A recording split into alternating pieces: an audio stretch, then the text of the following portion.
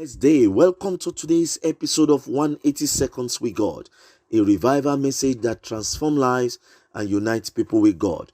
Our word chat for today is titled Worship is Service, and our Bible references are taken from the book of Romans chapter 12 verse number 1.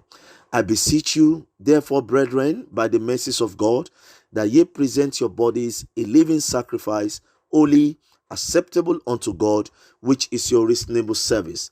Second Bible reference is Joshua chapter 24, verse number 15c. Joshua said, "As for me and my house, we will serve the Lord." Our worship is a service unto God because it is doing what God wants us to do. In any place we find ourselves, there is always something God wants us to do. You and I are the vessel God wants to use to fulfill His mandate. Hence, we need to align with this understanding and keep presenting ourselves before Him in true worship. Let's become a living sacrifice that will only yield to God's will.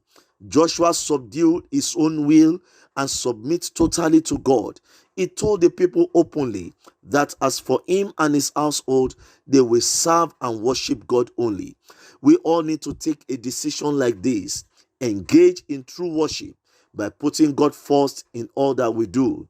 Whenever we worship God with what we do, we are lifting His banner high, proclaiming His lordship over all situations.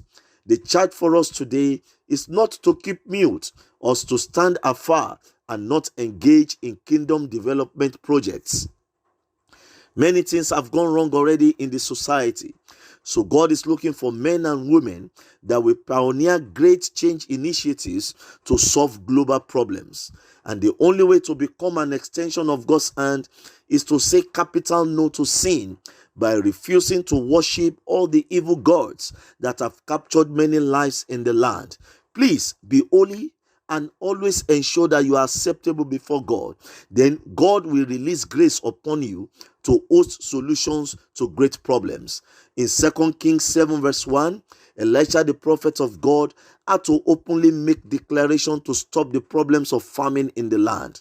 As Christians, God has given us power and authority over the devils. Please don't keep mute. Use what God has put in you to cause a positive change and shine the light of God. Whenever a long-standing problem receives outstanding solutions, people rejoice. There is jubilation all over. In conclusion, God needs people He can use to wipe away the tears of His people. Please avail yourself for the Master's use. You can start from where you are, using what you have. The goal must be to stop the decay in the structures and the system. Please, let's engage in true worship and receive divine ideas that can revive and restore the land and all the people. The miracle of Samaria is possible. We need the Elishas of this season, the only ones to decree and declare as regarding the matters arising. God needs your true worship, and that is your reasonable service. God bless your day. This is your pastor, Pastor Abiodun Idowu.